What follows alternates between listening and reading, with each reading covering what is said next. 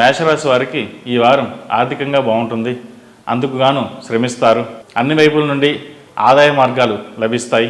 ఆరోగ్యపరంగా జాగ్రత్తలు పాటించవలసి ఉంటుంది. కుటుంబ సభ్యులతో స్వల్పమైన మనస్పర్ధలు చోటు చేసుకునే సూచనలు ఉన్నాయి. కీలక నిర్ణయాలు తీసుకునేటప్పుడు తొందరపాటు పనిచేయదు. ఉద్యోగ వ్యాపార పరంగా చెప్పుకోదగిన మార్పులేమీ చోటు చేసుకోవు.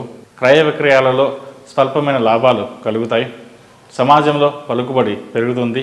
కఠోర నిష్ఠతో ముందుకు సాగండి. మంచి ఫలితాలు సంప్రాప్తిస్తాయి. కుటుంబ వ్యవహారాల్లో చిన్నపాటి సమస్యలు ఉన్నా అధిగమిస్తారు. ముఖ్యమైన వ్యవహారాలు అనుకున్న సమయానికి పూర్తవుతాయి. కొత్త ఆలోచనలకు రూపకల్పన చేస్తారు. రుణం కోసం మీరు చేసే ప్రయత్నాలు ఫలిస్తాయి. చాలా కాలం నుండి వేధిస్తున్న సమస్యలు తొలగిపోతాయి. ఆకస్మిక ధనలాభం కలుగుతుంది. మొండి బాకీలు వసూలు అవుతాయి. రియల్ ఎస్టేట్ వ్యాపారస్తులకు కాలం అనుకూలంగా ఉంది. నూతన వ్యక్తులతో పరిచయాలు మిత్రత్వానికి దారితీస్తాయి. కోర్టు వ్యవహారాలు వాయిదాలలో ఉంటాయి.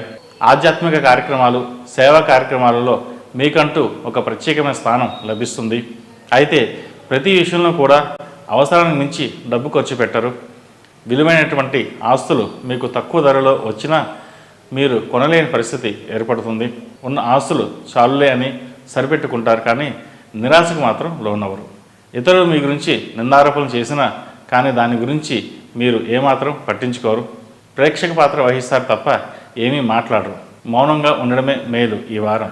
ఎందుకంటే మీరేంటో తర్వాత అర్థమవుతున్న వారికి. వాస్తవాల కంటే చెప్పుడు మాటలు, పైపై మెరుగులు అందరినీ నమ్మిస్తాయి, ఆకర్షిస్తాయి. సమయం కోసం వేచి ఉండాలని భావిస్తారు. రహస్య చర్చలు ఫలిస్తాయి.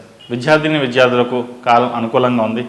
తొందరపాటు నిర్ణయాలు తీసుకోకుండా ముందుకు వెళ్ళండి. మంచి ఫలితాలు ఉంటాయి. ఈ రాశివారు ఓం నమః శివాయ ఒత్తులతో దీపారాధన చేయడం వల్ల మంచి ఫలితాలు సంప్రాప్తిస్తాయి. ఈ రాశిలో జన్మించిన వారికి కలిసి వచ్చే సంఖ్య నంబర్ 5, కలిసి వచ్చే దిక్కు తూర్పు, కలిసి వచ్చే రంగు ఆకుపచ్చ. తదుపరి వృషభ రాశి.